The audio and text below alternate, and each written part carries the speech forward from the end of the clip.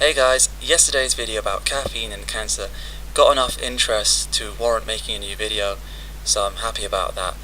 And a question in the comments was, is there any scientific research that shows that caffeine has anti-inflammatory and anti-tumor abilities and properties? And yes, there is. Among many other drugs, and we're going to go through them all, and it's going to be very comprehensive, and it's really exciting information because it really ties up all the loose ends. So let's go.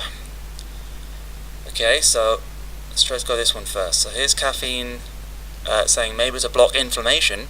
So there's caffeine anti-inflammatory, and there is caffeine anti-tumor.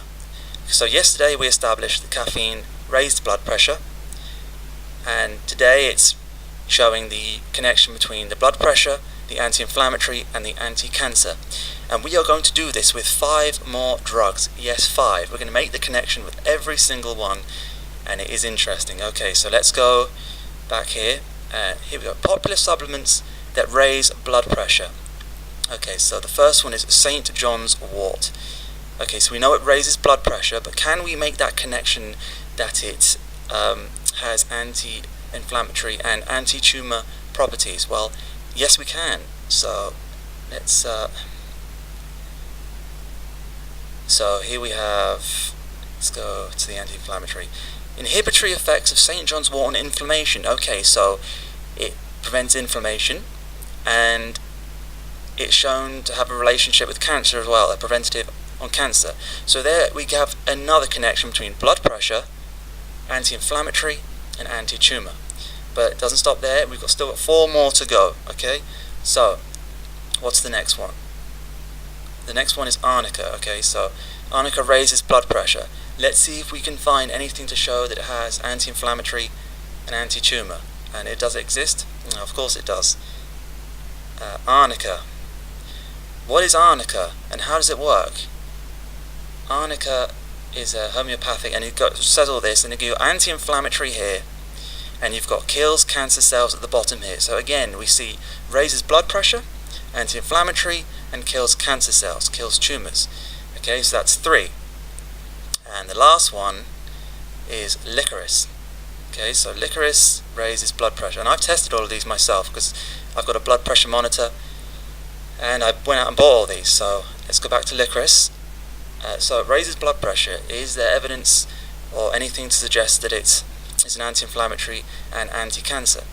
Well, turns out there is. The anti-inflammatory activity of licorice. So there's the anti-inflammatory, and here goes to the anti-cancer. Licorice root extract shows anti-tumor activity. So again, another connection between blood pressure, anti-inflammatory, and anti-tumor. Okay, so now we're going to move on into something more well known, and that is ibuprofen. So let's see what we've got. Okay, so we know ibuprofen is an anti-inflammatory, that's proven. But does it cause high blood pressure? Medications linked to high blood pressure, ibuprofen. So yes, ibuprofen does cause high blood pressure. And does it have any connection to anti-cancer? Well, yes it does. Ibuprofen, anti-cancer drug, another connection. It's becoming rather indisputable now, isn't it? It's quite exciting when you lay it out like this. And there is one more. I think I've done 5, and I think one more is feverfew. Okay, so